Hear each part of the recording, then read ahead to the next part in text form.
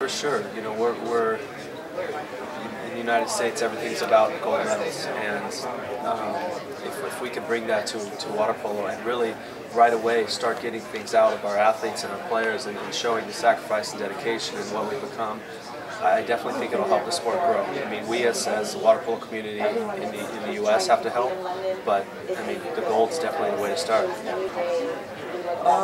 Yes, you know, look, if I believe like I do now, there's definitely a sacrifice to be made. I'll make it in a second.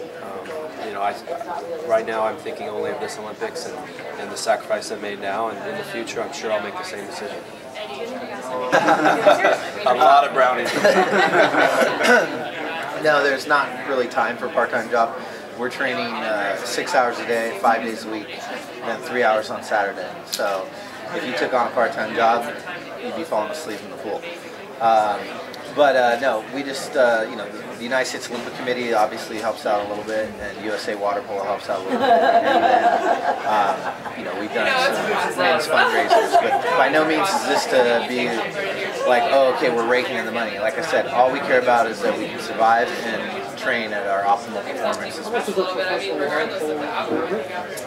Tony said on the low end, you're looking at €50,000 for the season. On the high end, you're looking at €250,000 per season, which is 9 months. Do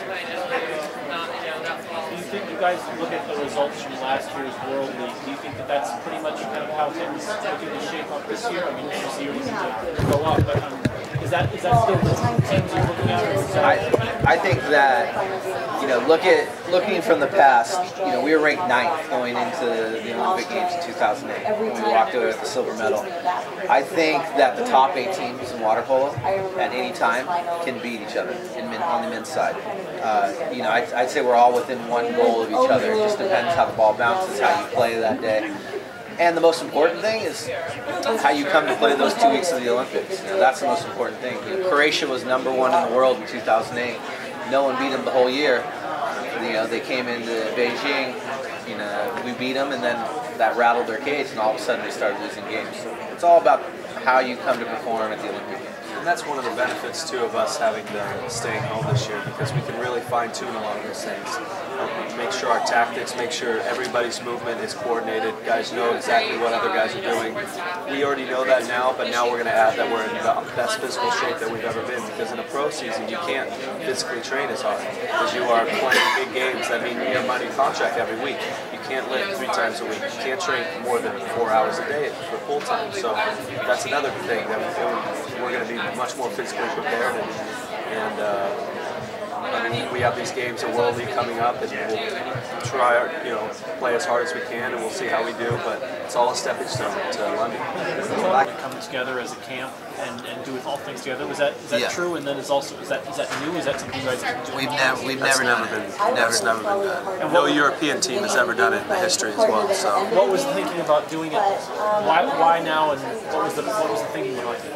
Well, especially when you look at our team, we're a team where there's some of the guys are a little older, so they're home getting their graduate degrees, getting you know, starting their jobs. So for us to have some of the players playing professional overseas, some of the players working at home, it just became clear that this isn't the best opportunity for Olympic athletes. You're not dedicating your time to your body, to training, and to the team. So how can we find a happy medium? And this is what we decided. Look, if we really want this, if we want to go for the gold, it's another year of sacrifice, maybe the biggest sacrifice you've made your whole lives. But you know, we all believe in ourselves and came that close and believe that we can turn it around and get that gold.